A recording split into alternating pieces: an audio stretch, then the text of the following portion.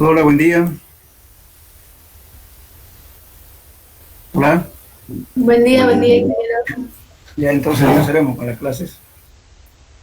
Bueno, yo he hablado ya sobre el asunto las condiciones en que se encuentra el suelo. Ya lo dijimos primeramente, que está en estado seco, en estado parcialmente saturado y saturado.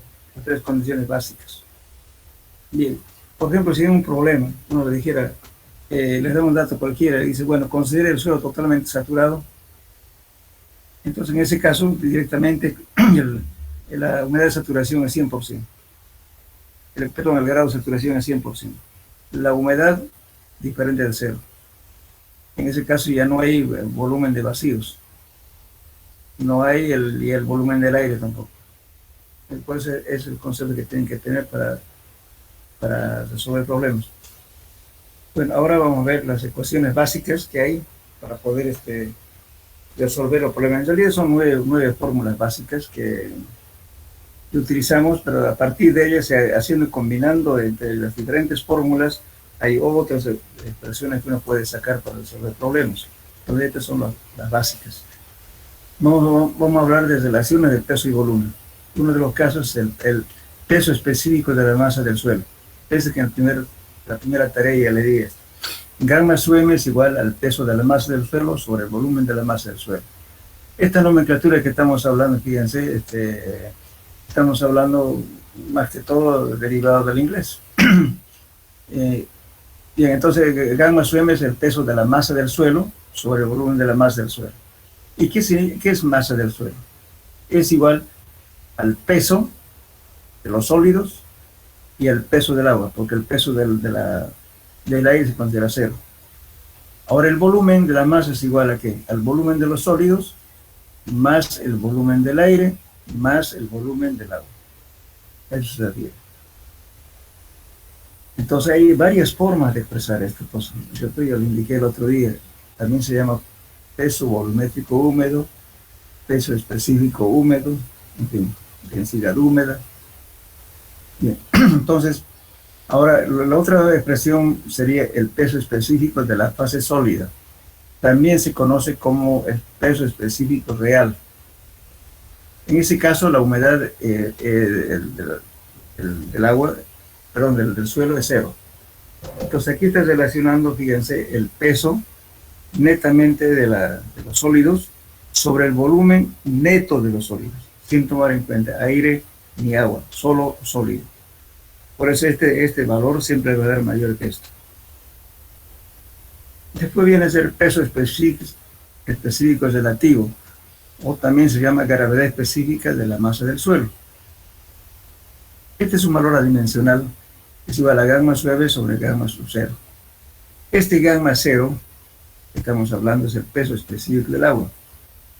Pero ¿cuándo vale cero? Perdón, 1. Este valor es 1 en lo siguiente. Peso específico del agua destilada a 4 grados centígrados al nivel del mar. En ese caso vale gamma igual a 1 gramo por centímetro cúbico. Si está a diferente altura sobre el nivel del mar y además no es agua destilada, entonces este gamma sub cero es diferente de 1. En ese caso se llama agua de trabajo. Cuando digo agua de trabajo, tiene que va a ser diferente a 1. Generalmente por problemas, digamos, de resolver los problemas con facilidad, siempre consideramos 1, pero en realidad no es 1.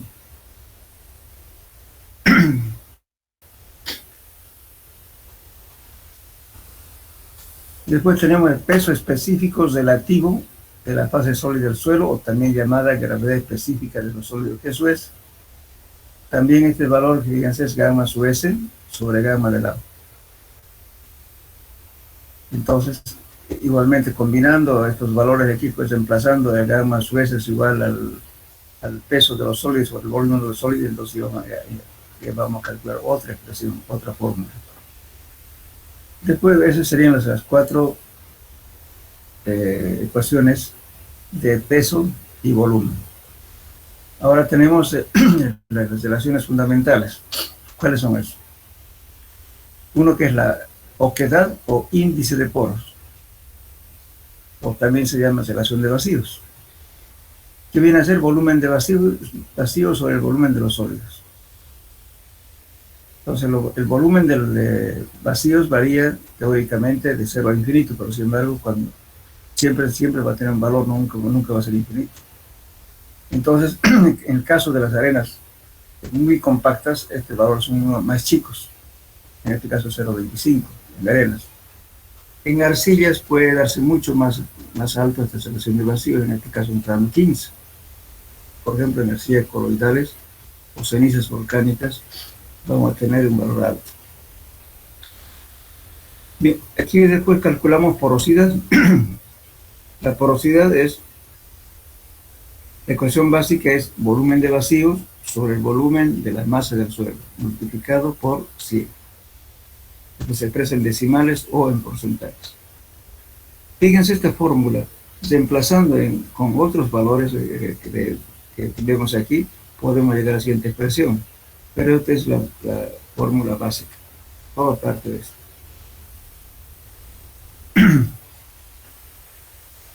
Ya, ahora tenemos también el grado de saturación.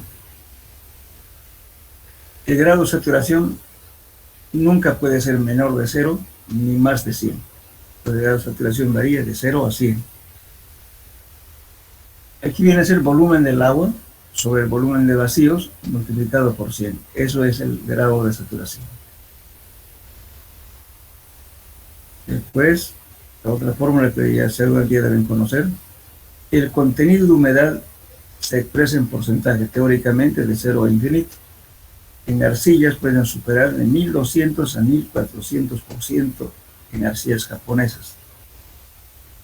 Y en Valle de México se han determinado humedades de entre 500 a 600%.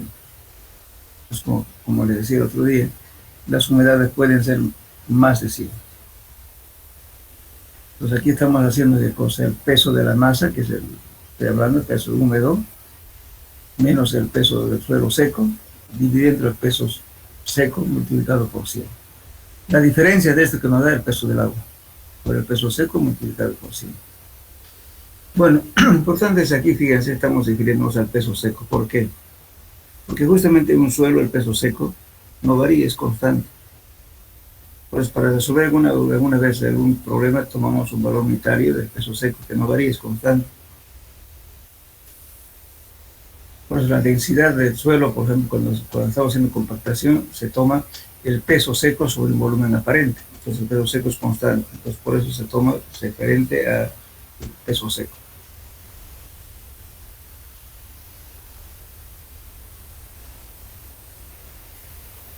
Después la otra formulita sería un grado de saturación.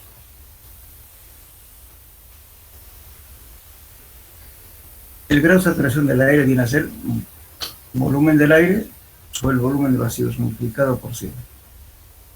Partiendo de esto podemos llegar a esta expresión, fíjense, aquí volumen del aire que viene a ser volumen de vacíos menos el volumen del agua, sobre el volumen de vacíos. Entonces haciendo cambios vamos a tener este valor, 1 menos el grado de saturación. Eso lo puede determinar el grado de saturación del aire. Entonces aquí son combinaciones de fórmulas a partir de aquí. Entonces esto serían las 9 ecuaciones básicas para mecánica de suelos. Ahora, a partir de aquí para adelante es combinación de las fórmulas básicas para obtener otros resultados. Entonces, como tarea para este, además de que ustedes tengan que hacer su propio formulario, a partir de aquí van a hacer un repaso, van a hacer todos los pasos algebraicos que faltan para llegar a las expresiones. Van a hacer su formulario. Con lo que yo les di, combinan y van a tener otros resultados. Entonces aquí es tarea para ustedes. Todos son fórmulas, que cada uno lo van a anotar. Por ejemplo, aquí es igual, pueden calcular. Si hay un error, por favor, no hacen más que aquí, por ejemplo, calcular L, o si se emplazan aquí va a ser E sobre 1 más E.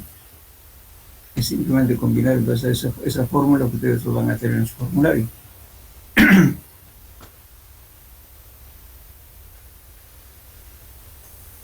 Bueno, todo esto. Estas son fórmulas para, o sea, poniéndonos en diferentes casos. Por ejemplo, aquí estamos tomando en cuenta fórmulas, por ejemplo, para suelos parcialmente saturados. Aquí tenemos los 3 elementos: gas, o sea que es aire, líquido y sólido. Estoy poniendo 1 más E, este valor. Aquí es relación de vacíos, 1. Entonces estoy tomando aquí 0, el peso del suelo, el peso del aire, perdón, 0. Y aquí pues, la fase líquida, sacamos de otra ecuación que ya vimos: humedad, peso es el programa del agua, y la fase sólida va a ser cierto. Todo esto lo unimos, vamos a tener otras ecuaciones. G sub es igual peso seco sobre el gamma del agua por peso seco. Es la ecuación básica de G sub S. Anteriormente vimos qué cosa: gamma de gamma sub S sobre el gamma del agua. Pero reemplazando ya tenemos otra ecuación, fíjense, que escribimos anteriormente. Igualmente, el peso del agua puede ser humedad, porque eso es por gamma del agua. En fin, pues de todas estas combinaciones que van a ver, las ecuaciones pongan eso en su formulario. El grado de saturación, por ejemplo, aquí, ¿cuánto es? Humedad, porque eso es sobre E. Ahora, lo que vamos a hablar un poco justamente es de la densidad seca. ¿Qué es la densidad seca? También se llama peso unitario seco, peso volumétrico seco, peso específico seco. Tiene varios nombres esto. Gamma D. Está relacionando el peso seco, porque dice que en un suelo el peso seco no varía, es constante. Pero que varía es el volumen de la masa, porque es un volumen aparente.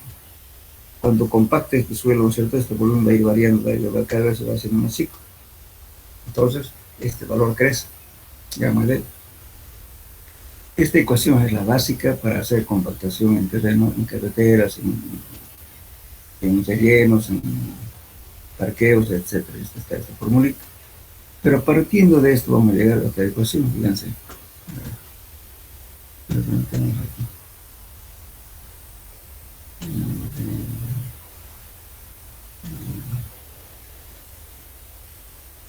No lo tenemos, pero escríbanlo por favor. La fórmula que van a emplear va a ser, van a llegar a esa misma ecuación. Gamma D igual. Escriban por favor. Si ustedes hacen la combinación, va a llegar a la ecuación que le estoy dando ahorita. Gamma D igual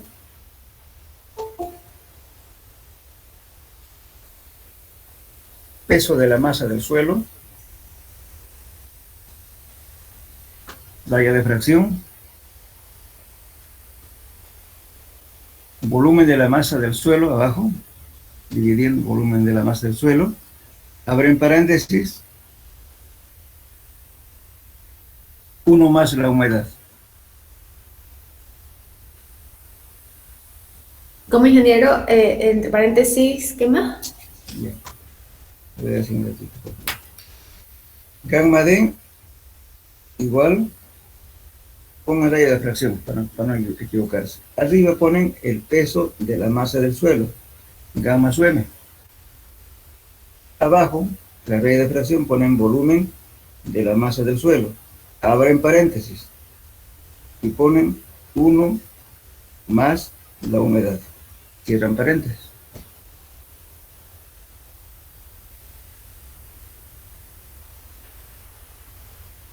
Gracias, ingeniero. Ya, ahora fíjense, el peso de la masa sobre el volumen de la masa, ¿qué es igual? A gamma su m, ¿no es cierto? Entonces eso va a quedar igual a gamma su m, 1 más la humedad, también. Y así pueden ustedes calcular todo lo que quieran. Lo que hay que tener cuidado en estas ecuaciones, si estoy usando aquí 1 más la humedad, entonces la humedad tiene que ser en decimal. Si van a hacer en porcentaje, entonces tienen que poner, en vez de 1, pongan 100 más en porcentaje la humedad. Y arriba multiplican por 100. Esta formulita está hecha para trabajar en decimales, por si acaso. No se van a equivocar. La humedad del suelo, pónganle en decimal. Después por eso ponen 1. Si ponen porcentaje, hay fórmulas que manejan con porcentaje. Uno se equivoca al usar. Debería usar esta formulita. Más simple. Y esto lo van a manejar ustedes cuando compacten un suelo. Todos los días.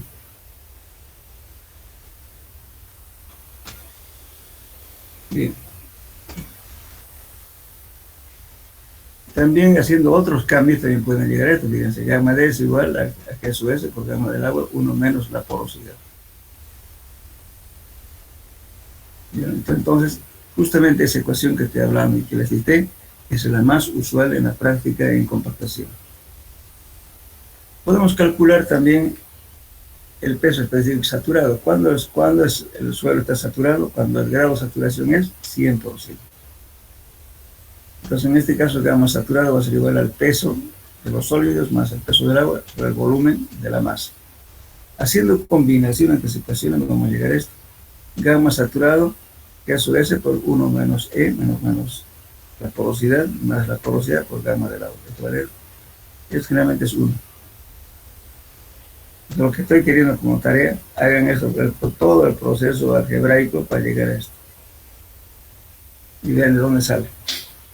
Ahora, en el caso de los suelos sumergidos, el suelo sumergido son cuando está debajo del nivel de agua. Entonces, para ese caso, podemos calcular, por ejemplo, el peso específico relativo de la base sólida sumergida es gamma sub S'. Va a ser G sub S menos 1.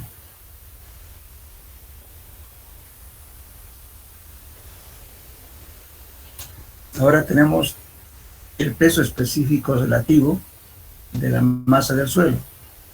G sub M menos 1. Bueno. Ahora, también tenemos el gamma sumergido, que es G sub S menos 1, 1 más E por gamma del agua.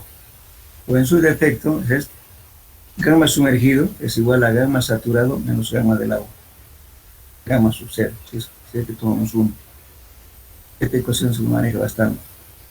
Entonces están partiendo de esto, miren, y que llegan a esto. Bien, esto es lo que se hace o sea, más que todo combinar simplemente valores, ¿no? Ahora, determinación en el laboratorio del peso específico de la masa del suelo. Es relativamente fácil, fíjense. Primeramente pesamos la muestra moldeando en cubo. Si tenemos arcilla, pueden formar un cubito y van a tener el peso de la masa, que viene a ser aquí. Y para detener el volumen de la masa, usan mercurio. Tienen un recipiente en el cual lo llenan de mercurio con la ayuda de una lámina que conseguí demostrar, se llama vidrio de reloj, que se maneja para hacer los límites de atrever. Esa misma planchita con sus cubos que se utiliza para poder ensalzar el recipiente con mercurio. Porque el mercurio, como es denso, entonces siempre tiene una protuberancia para lo que hay que hacer es ensalzar. Una vez ensalzado, lo voy a sumergir, pequeña muestra que moldeé, y luego lo sumerjo, y lógicamente la cantidad de mercurio desplazado va a ser igual al volumen desplazado, que es el volumen de mercurio, pero es igual al volumen de la masa, porque, como dicen, ¿cierto?, un cuerpo sumergido, o sea, un volumen sumergido es igual al volumen desplazado, ¿cierto? Desde ese principio calculamos, entonces, para calcular este valor, la densidad del mercurio ya se conoce, que a 13.14, si no recuerdo, es con una constante conocido. Y el peso también lo van a pesar, conocen el peso del mercurio desplazado, se le va a dar el volumen de la masa del suelo, que es igual al volumen del mercurio desplazado. Por eso calculan el peso de la masa del suelo en el laboratorio. Y eso lo van a hacer ustedes con auxiliar. Ya, también podemos calcular en el laboratorio la relación de vacíos, fíjense. ¿Cómo partimos eso? Lo mismo este valor volumen de vacíos o el volumen de los sólidos, ¿no? Esta fórmula ya lo tienen en el formulario que van a tener ustedes, lo van a tener. Entonces esto tienen que hacer un ensayo de G/S, que se hace en el laboratorio y tienen el peso de los sólidos, o sea, el peso seco, sobre gamma del agua, la 1. Entonces, así, tienen que hacer este es peso seco de la masa del suelo. Y esto es gamma del agua es 1. Pero que tienen que determinar este valor G/S. Ese G/S es un ensayo que también lo van a hacer en el laboratorio, que simplemente es de determinar el volumen del agua, ¿no es cierto? Es una formulita larga, que ustedes lo van a hacer eso como práctica en el laboratorio. Entonces determinan este G/S, peso específico relativo de los sólidos, que viene a ser esto. Entonces, muy bien, entonces reemplazan esto en esta ecuación y van a tener este valor. P sub M por gamma del agua es 1, G/S lo determinan, este volumen lo van a medir mediante el procedimiento del mercurio, este es 1, G/S es un ensayo que van a hacer que se llama gravedad específica, es el peso seco de la muestra, menos 1 es la relación de vacío, y calculan relación de vacío de esa forma. Ahora, si quieren calcular porosidad, va a ser igual a E sobre 1 más E, que sale de esta misma ecuación, y calculan porosidad. En fin, se puede hacer muchas cosas combinando las 9 ecuaciones básicas, todo sale bien. Por eso, en realidad, lo que digo es del capítulo, es lo que es mecánica de suelos 1, y también algo de suelos 2. Porque estas mismas fórmulas van a usar ustedes en suelos 2 y también en fundaciones, porque son ecuaciones que siempre se manejan en mecánica de suelos. Pues hagan su formulario para que se lo guarden. Bien, después, otro caso importante, todas estas son fórmulas que lo van a hacer como práctica, y esto con números inclusive. Bien.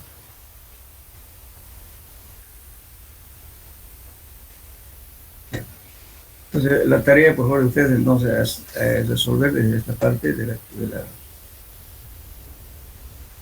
página, desde aquí, desde la figura 26 hasta aquí. Hasta donde dice agregado del suelo, está ahí.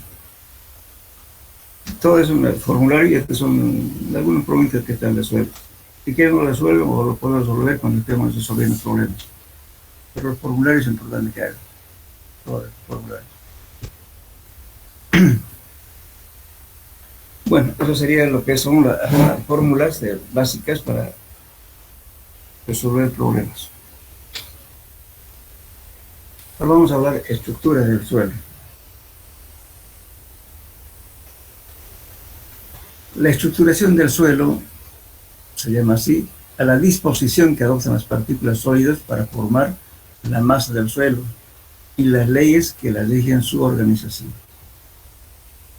En partículas de grano, gruesos, gravas y arenas se consideran que las leyes que las rigen en su estructuración son las de gravedad. A ver, aquí vamos a ver el concepto de dos tipos de movimientos. Si ustedes tienen arena, lo lanzan hacia arriba, ¿qué pasa? Inmediatamente se precipita, ¿no es cierto?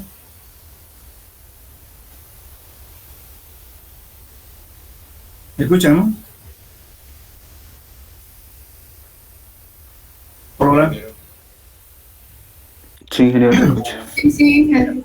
Ahora, si tienen un balde con agua, le echan arena, ¿qué va a pasar? También se precipitan, ¿no es cierto? Y justamente en la formación de los suelos, en su estructuración, está regido netamente por la ley gravitatoria, dentro del movimiento newtoniano. Pero ¿qué pasa en los suelos finos? Supongamos que ustedes tienen la arcilla totalmente suelta, seca, y lo ponen a un balde con agua, lo van a batir, se vuelve agua turbia, ¿no es cierto? ¿Y por qué no se precipitó las partículas?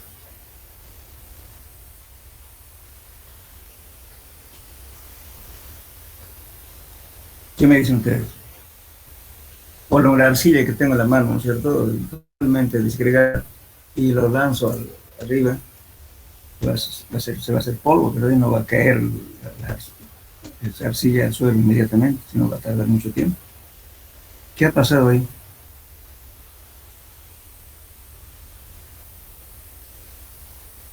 ¿Será que ya no hay gravedad?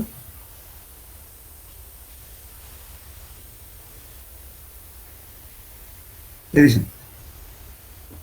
Las partículas son más livianas. Son partículas livianas. Esas livianas están escapando a la ley gravitatoria. Entonces, ese movimiento que escapa a la ley gravitatoria, ¿qué se llama? Ahorita vamos a hablar del movimiento newtoniano. ¿Y qué tipo de movimiento más tenemos? En física. Movimiento browniano. Eso obedece a las partículas finas, justamente.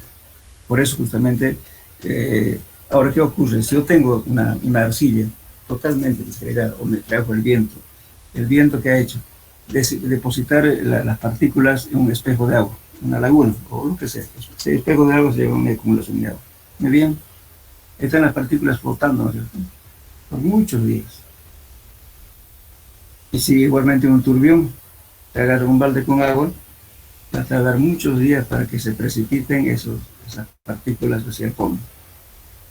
Justamente ahí tiene que haber un proceso de atracción molecular eléctrica entre las partículas sólidas.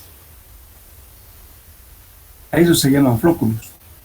Entonces se va a juntar esas partículas con otras y se va a entrelazar y van a formar ya un conglomerado de partículas de tal modo que va a tener un cierto peso y recién se precipitan. Eso se llama movimiento browniano, que escapa a la ley gravitatoria.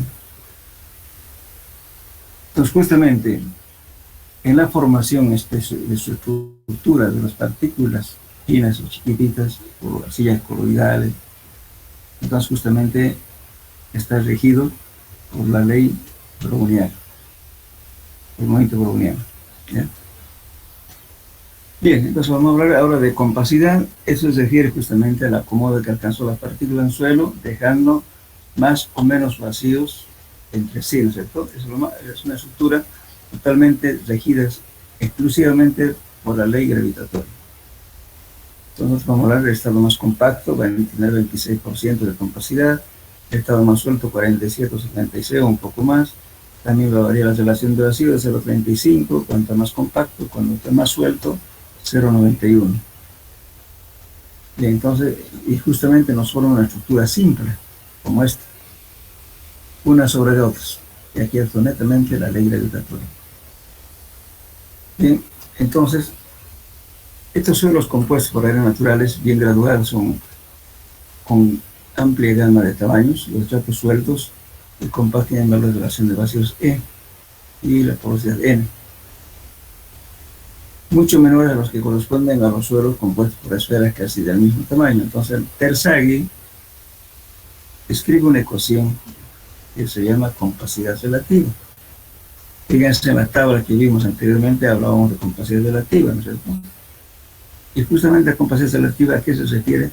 Al acomodo de las partículas, ¿no es cierto? Cuanto más alto sea este valor, entonces quiere decir que llegó a mayor acomodo. Para medir la compacidad de un manto de estructura simple, dice Terzaghi, introdujo una relación empírica, la cual se determina en laboratorio, llamada compacidad relativa. ¿Y qué es eso? Relación de vacíos máxima en la relación de vacíos natural sobre la relación de vacíos máxima menos la relación de vacíos mínimo. Eso nos da la compacidad relativa. Bien, entonces esta es una ecuación de Terzaghi para calcular compacidad. Justamente ahora tenemos tablas que relacionan el número de N de CPT con este valor. Hay abacos que referencia de compacidad relativa 15%, 30%. Nos está diciendo, ¿no es cierto?, que utilizando esto podemos encontrar otros parámetros, como es la tensión admisible, ángulo de visión interna, en fin. Se hizo bastante estudio sobre este tema.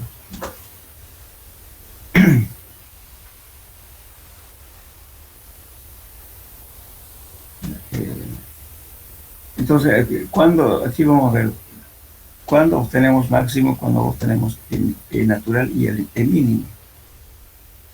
La relación de vacíos máximo es cuando el material está totalmente suelto. Está en el sitio, lo cavamos y lo vamos a hacer suelto el material. En ese momento se mide la relación de vacíos máximo. Y el natural es la relación de vacíos tal como está en el sitio, sin alterar nada. Ese es el natural. Y el mínimo es la relación de vacíos cuando llegamos a su densidad máxima, cuando compactamos un suelo, cuando exigimos que se acomode la partícula hasta el mínimo. Por eso es el mínimo. Por ejemplo, el natural se hace ensayos con una muestra natural, de inalterada, la misma debe obtenerse introduciendo al suelo natural un cilindro afilado con borde cortante, o bien en casos extremos se debe determinar por ensayos de SPT. Bueno, tenemos tablitas que nos ayudan. Bueno, ya hemos visto en la primera parte. Hay unas tablas que nos ayudan, siempre está hablando de compacidad relativa, de 15, de 30, 20, 40, 50. Y nos dan algunos valores de tensión admisible, todo lo demás. Justamente, o sea, debido a justamente lo que hizo el estudio Terzaghi, lo tabuló. Bueno, ahora de estos suelos granulares vamos a hablar ahora de los tipos de estructuras que forman estos suelos. Los suelos granulares forman una estructura simple, que es esta, una sobre otra. Caen por gravedad y se van a disponer de este modo, una sobre otra, tal como ven aquí. Eso se llama una estructura simple.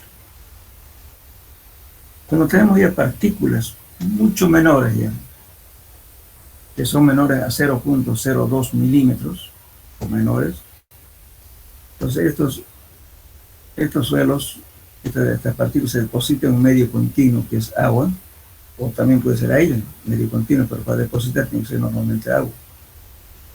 O bien en el aire, ¿no es cierto? Si tiran, por ejemplo, cuando pasa un vehículo de gran velocidad en una zona que hay arcilla, va a dejar una polvareda que va a tardar media hora, una hora en recién precipitarse. A veces, ¿no es cierto?, hay que prender la luz del camión o el auto para poder atravesar justamente donde el polvo está latente en el suelo, perdón, el aire. Entonces, eso nos obedece a la ley gravitatoria.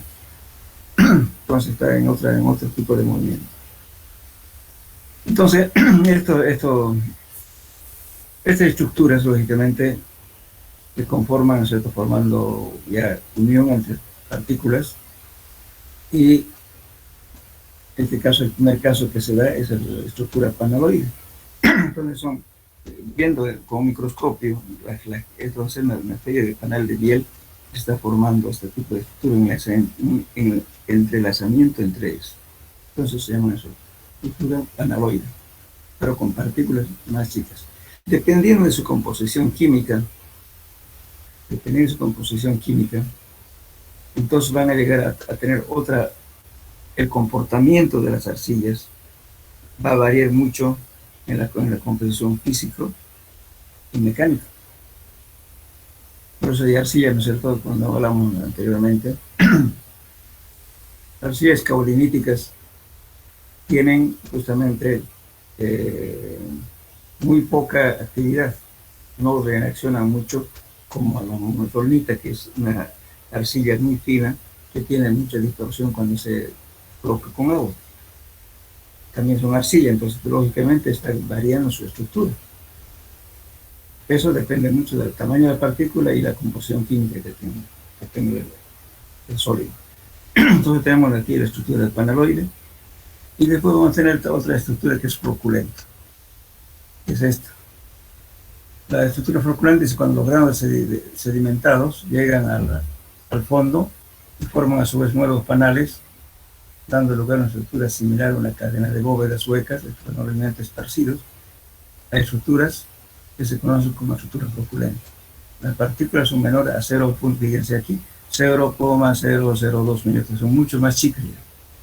Todos los coloides, las cuales pueden permanecer en suspensión indefinidamente debido al movimiento browniano, de lo que estamos hablando.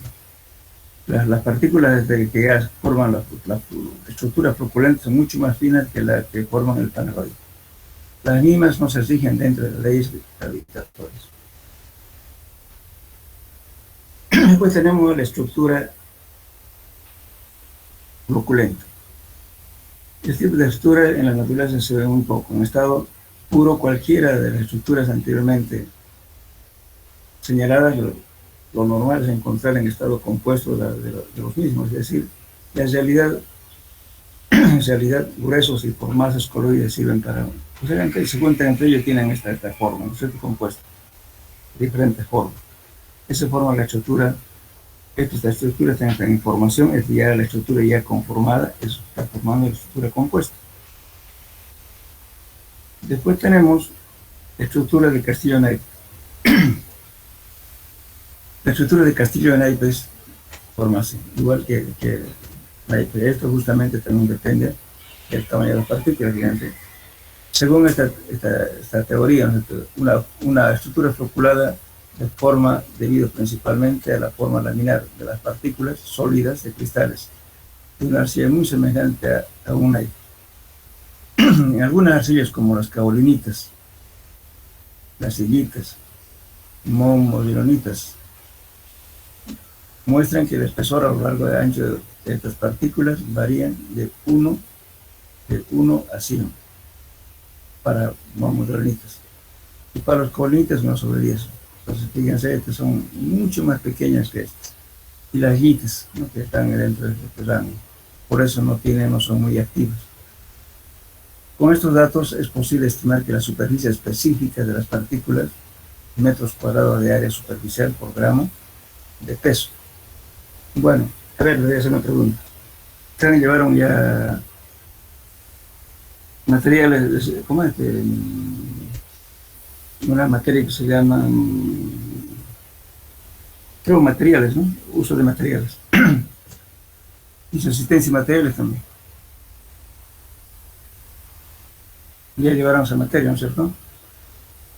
A ver, en cemento, ¿cómo se mide la finura del cemento? ¿Cómo determinan la finura del cemento?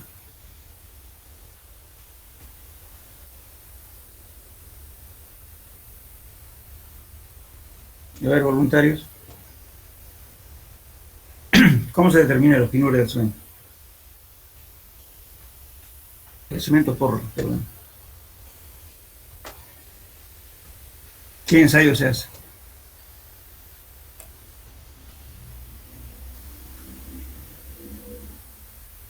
De granulometría. Claro, lo hacen, o sea, por la cantidad de material que pasa a la malla 200, ¿no ven? Eso es lo clásico. Pero en realidad no es la forma correcta. Si no se debe medir justamente la superficie específica. Y para eso se utiliza un equipo que tiene la universidad, se llama el permémetro de Blaine. Anótenlo, díganle por favor al de tecnología del hormigón que les enseñe a manejar para detener la superficie, o sea, el tamaño de la partícula de cemento por la superficie específica utilizando el aparato de Blaine o el permémetro de Blaine, lo llaman así. Entonces eso les va a dar justamente la cantidad de, o sea, por una unidad, por gramo, la cantidad de metros cuadrados de superficie. Con eso se mide justamente las partículas, ya la norma del hormigón, perdón, el cemento dice, la superficie específica es de tanto. Ustedes tienen que medir así, cuántos metros cuadrados da por gramo. Eso se utiliza un cemento patrón. Las normas dicen, bueno, este cemento patrón te van a comprar de fábrica, eso lo ponen al permémetro y van a comparar con el cemento que están queriendo ustedes, verificar si está muy grueso o muy fino. ¿Qué pasa si el cemento tiene partículas más gruesas?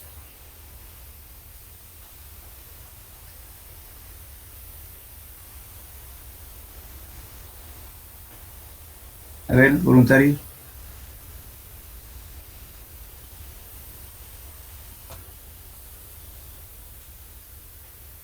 ¿Nadie?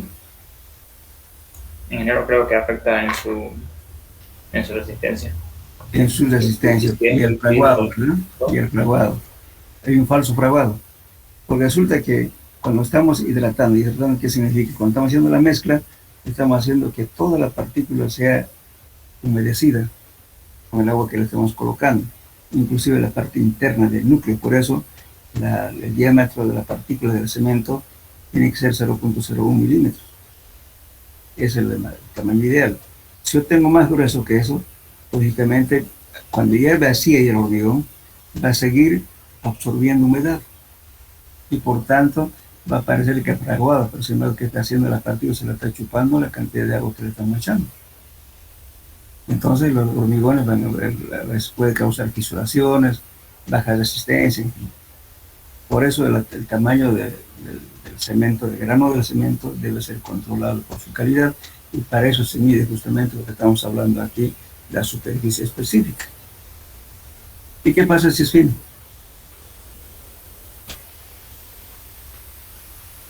Si es muy fino. Genera un calor de hidratación muy alto en enero. Lógicamente el fraguado es mucho más rápido, aumenta la temperatura del fraguado. Tampoco no es bueno que sea así. Es por eso se controla la calidad del cemento. Cuando ustedes hagan una obra importante, hay que controlar la calidad del cemento con certificación de fábrica y verificar si el cemento que está vendiendo el fabricante cumple las normas, el tamaño de las partículas. Ese método de la malla 200 no sirve, no funciona, no es real. Hay otro método que se utiliza la malla 200, 470, la malla. Pero lo mejor es, lógicamente pocos laboratorios en Santa Cruz tienen, la universidad tenía esto. No sé si ahora tienen otro, por el anterior. Yo fui jefe de laboratorio y tenía ahí ese equipo. Parece que lo pasaron varias cosas al tecnológico. De todos modos, pregúntenle al auxiliar de hormigón que les muestre el permémetro de Blaine. Se escribe Blaine. Es interesante, eso es para control de calidad de hormigón. Del cemento, perdón, no, del cemento. Bien, entonces seguiremos con nuestro caso. Entonces, tenemos este tipo de partículas, ¿no es cierto? Dependiendo de su tamaño, lógicamente las partículas de arcilla tienen diferentes comportamientos físicos y mecánicos. Después tenemos la estructura dispersa, que es esta. Modernamente se piensa que la presión osmótica es la que determina la forma de la estructura resistente de un suelo arcilloso. Estas presiones tienden a separar uniformemente las partículas planas. Se considera toda la superficie de las partículas cargadas negativamente y por tanto estamos suponiendo que todas las partículas de arcilla tienen cargas negativas. No es así. A la distancia entre las a la distancia entre dos partículas actualmente se admite que este tipo de estructura es más estable en todos los estudiados anteriormente, estructura dispersa. Bueno, entonces, o sea, justamente la disposición que adoptan estas partículas de arcilla, que son unas placas lógicamente microscópicas, tienen carga positiva y negativa. Pero siempre están también en sentido contrario con la partícula de agua, que también es un dipolo. Por eso es que se atraen y el agua no quiere soltarse de la arcilla. Se pega eso de la plasticidad del suelo. Bueno, aquí vamos a hablar un poquito, bueno, como tarea para este tema, para que no se queden de mirones, ¿no?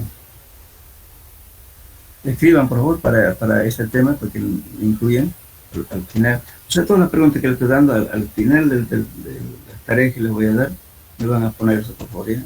Esto va a ser correspondiente a este tema. No olviden mandarles el cuestionario de los temas 1 y 2. Ahora se lo voy a enviar.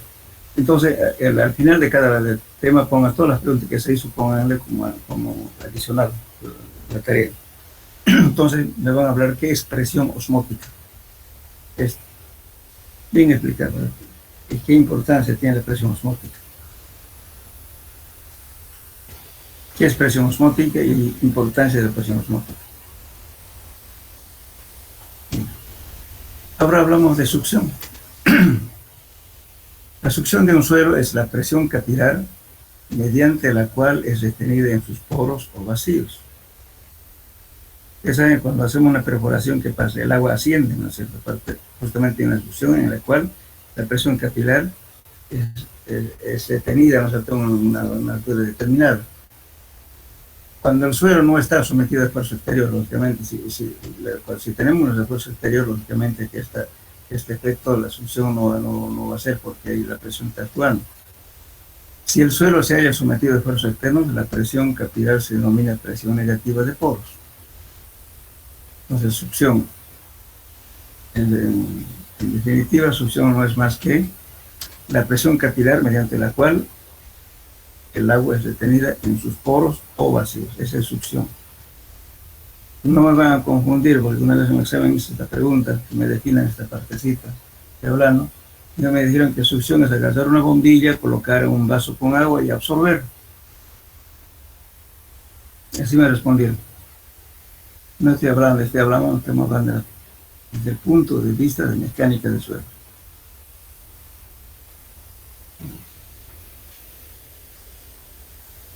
Bueno, la succión es una medida en centímetros de carga hidráulica, siendo el valor muy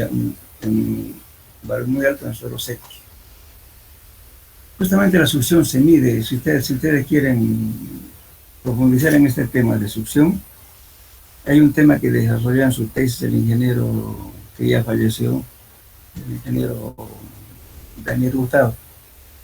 Tiene un tema desarrollado sobre esto. Inclusive donó un aparatito para medir justamente la succión en los suelos. Entonces, si alguien tiene curiosidad, está en la biblioteca. Bien.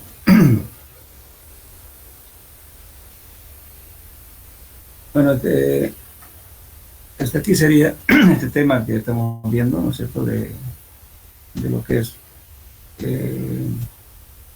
de las fórmulas, más que todo, como le digo, y todas estas formulitas que estamos obteniendo se determinan mediante ensayos de laboratorio. La humedad, gravedad específica, relación de vacíos, porosidad, todos son ensayos empíricos.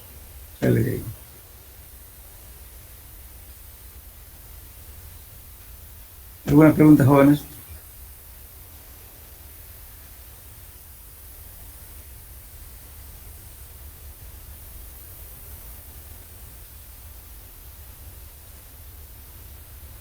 ¿Nada?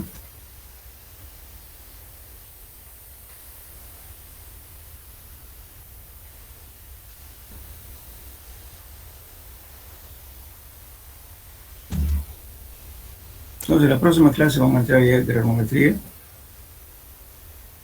y después vamos a entrar a límites de Atterberg, que es importante. Este tema, por ejemplo, cuando vemos, parece jugar con tierra, pero tiene un significado muy importante en la mecánica de suelos. Así que por favor van a tener muy en cuenta este tema.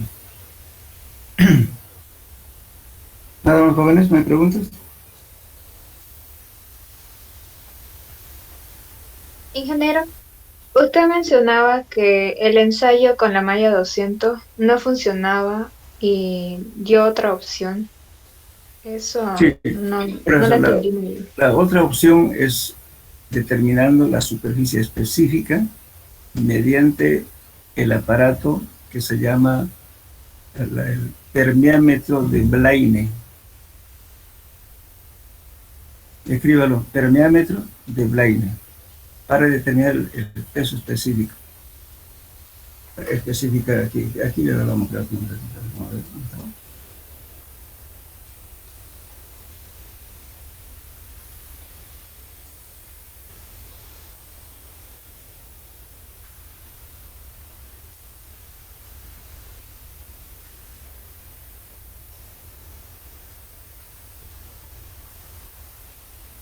Aquí.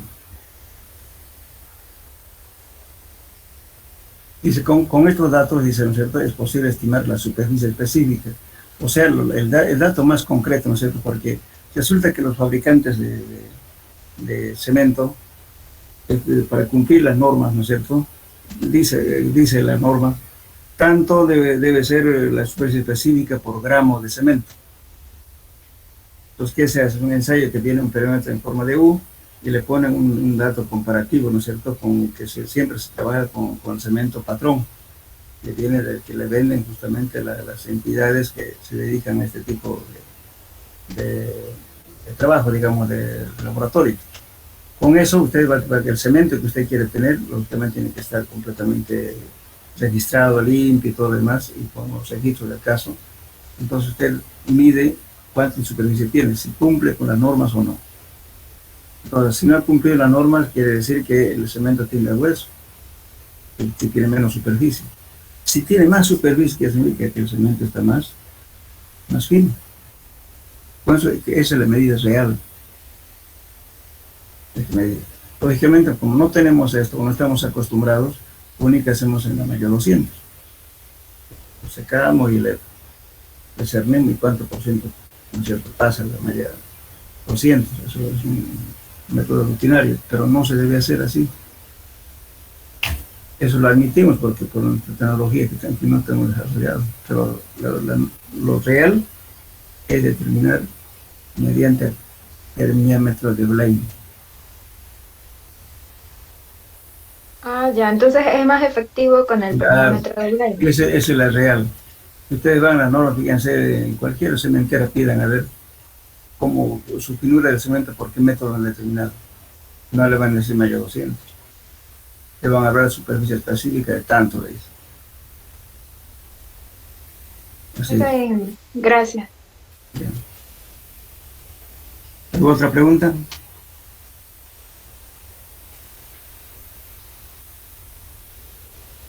Yo les preguntaré entonces. A ver, sigamos con cemento. A ver. ¿Cómo se mide el revenimiento del hormigón?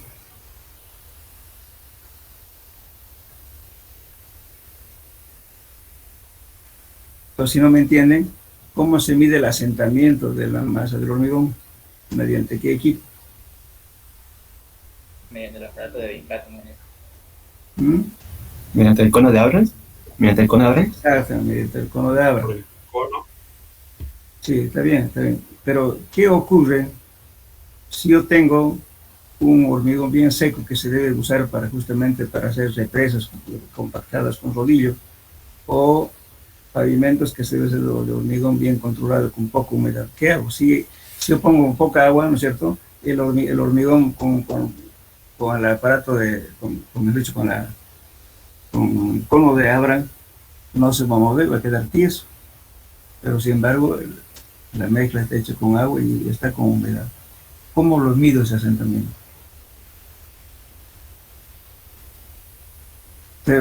A simple vista parece cero, ¿verdad?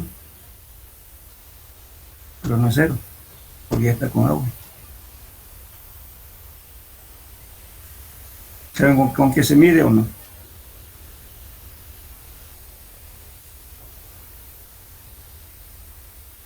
Hola. Y igualmente pídanle por favor el hormigón que les enseñe con materiales de construcción. Se mide con el consistómetro VB.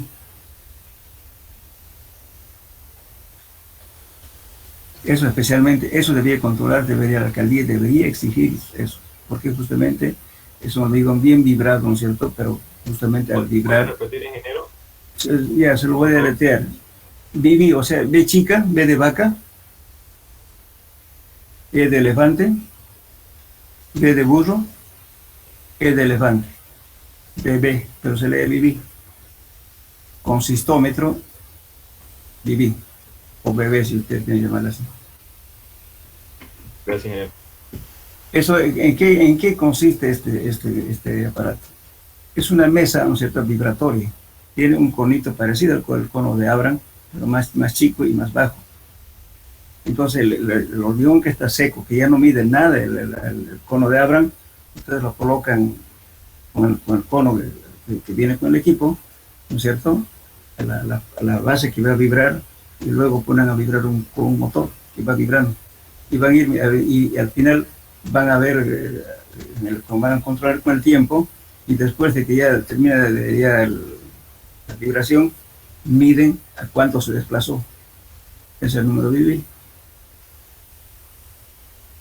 De esa forma se determina el asentamiento en suelos, perdón, en mezclas que son ya, que no mide el cono de agua.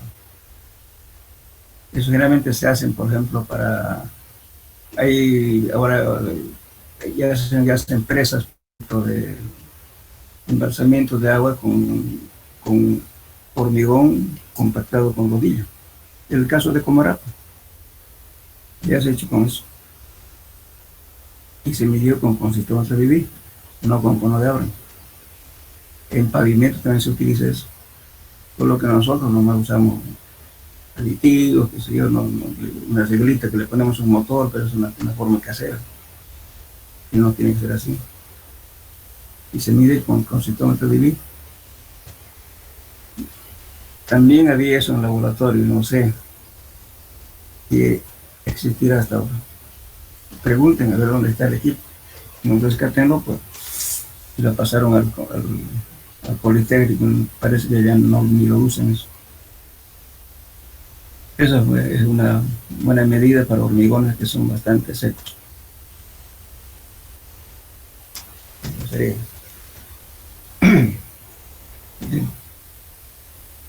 Bueno, entonces dejamos aquí, jóvenes, para la próxima clase. Si no tienen más preguntas, si tienen dudas, pregunten, o una curiosidad o algo, vamos para charlar sobre el tema. Y no solamente esto, también podemos ver algunas cosas que pasan con nuestra sociedad, ¿no?, la parte de construcción.